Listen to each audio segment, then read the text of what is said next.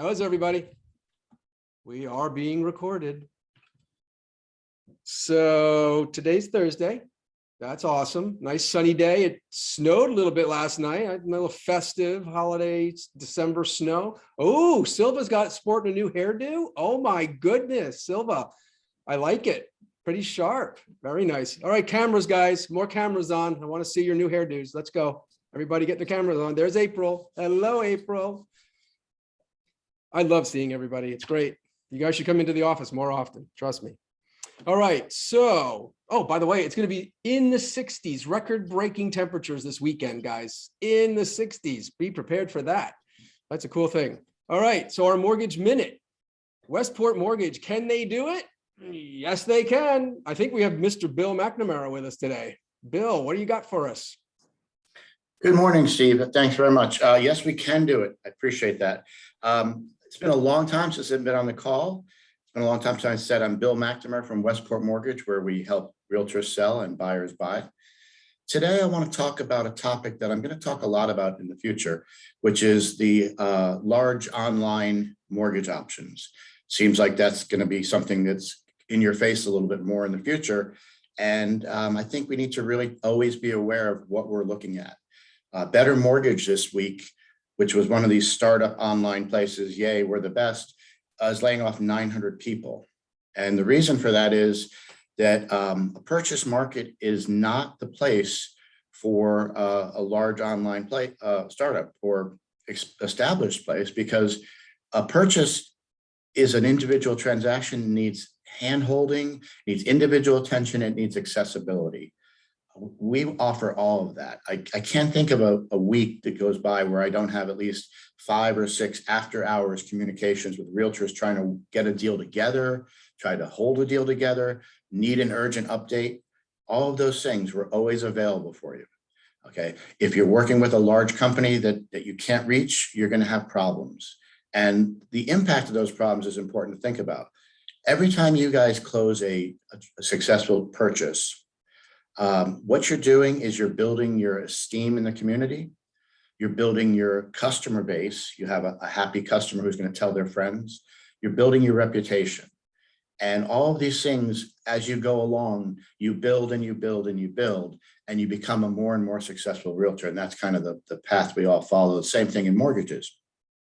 So if you have a deal that falls apart and you can't get answers and the other side is furious and you say, I'd love to help you, but I just can't reach anybody and I can't get any information, that's going to hurt you. It's not just going to hurt you for that moment, but in the future as well. And the other thing about that situation is that when you have people with the experience that we have at Westport Mortgage, all 4 of us have been in the business over 20 years, and we talk amongst ourselves to solve problems all the time. And so quite often a problem comes up that we solve, that other companies wouldn't. We all know the guidelines so well. We talk to each other, we figure out ways to make it work. So the bottom line is, we're not just there for you. We're accessible and we're trusted in the community, but also we're going to keep deals together that maybe somebody else doesn't. And in the long run, that is going to be tremendously important to your success, because as I said, you want to build your reputation and your customer base with each successful transaction. And sometimes a transaction that goes off the rails can really hurt you for a period of time. So we don't want that to happen to you. We want you to call Westport Mortgage. We're always here for you. We're always accessible. You have our phone numbers, you have our cells, you have our emails, and we've been your mortgage partner since 2007. And we look forward to being your mortgage partner forever. Thank you very much. Awesome. Thank you, Bill. Great words of wisdom. Much appreciated. Always good stuff. So call your mortgage partner. I'm sorry, I'm just changing my computer here. Call your mortgage partner at Westport Mortgage for that great Class A service. Wonderful. Great, great, great. Okay, we got some announcements for you guys. I know you saw an email and you may have heard about this session with Jeff Glover.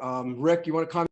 At 11:30, Command Opportunities with Joe McHugh, a great session, continuing his series of 8 sessions. And at 1 o'clock, we have Command Users Group with Debbie Orr. Is Debbie here? Debbie, is that on today? I don't know if Debbie's here, but I believe that's on today at 1 o'clock, Command Users Group. Where are you? Yes. Okay. Yes, it's on at 1 o'clock. We're going to do setup to be able to use the app effectively. Oh, So cool. it's mostly about contacts and getting everything in good shape.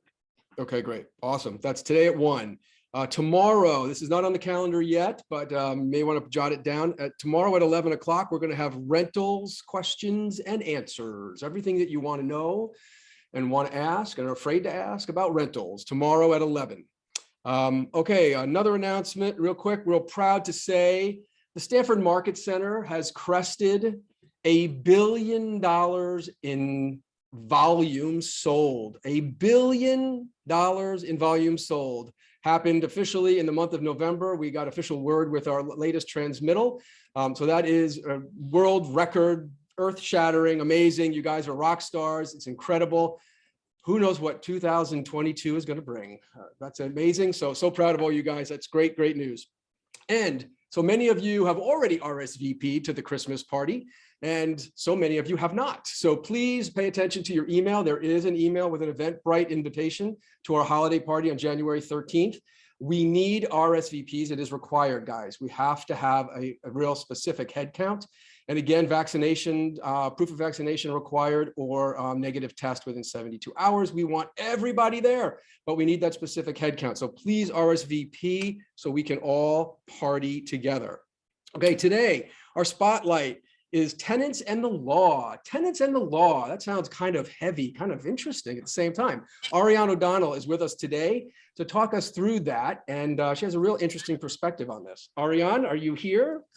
I am. Awesome. Yes, thank you. Hi, everybody. Good morning. Sorry, I'm a little dark and didn't do the lighting right. But anyway, I guess it matches what the tenant discussion would be anyway. So tenants are sometimes a problem in closings. I'm sure that somebody has experienced that. So what I wanted to talk about was what the intention was of your client in terms of what they were looking to do.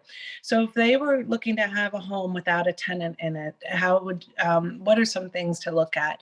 And a couple of things would be is obviously that there would be exclusive possession at the time of closing. So we want to make sure that the tenant is excluded so that they have to be out by closing. But we had a rash of tenant problems over the summer in particular, where the tenant was supposed to be out, but the tenant didn't have anywhere to go. And so the tenant just kind of planted themselves in the place and said, sorry, I can't move yet until this date. So it caused a lot of problems for some of our clients.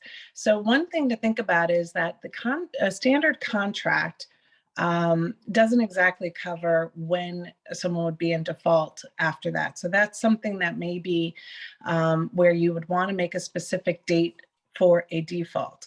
In an attorney's contract, a default is 30 days after the closing date in the contract. So if the seller can't get the tenant out within 30 days, they'll be considered in default, and then things happen at that point. But what about in the meantime? What if they can get them out in 20 days or 25 days? Well, your client, maybe their rate expired and now they have to pay to extend the rate because the rates went up a little bit, or something may have happened. So what would be best is to make sure that the contract in either the standard contract or the attorney contract covers the fact that if an extension goes beyond a buyer's mortgage commitment or anything to that effect, that the buyer has the ability to decide whether to go forward, to cancel, to extend their rate, to do whatever they need to do. So that's something to keep in mind when a tenant's supposed to be out.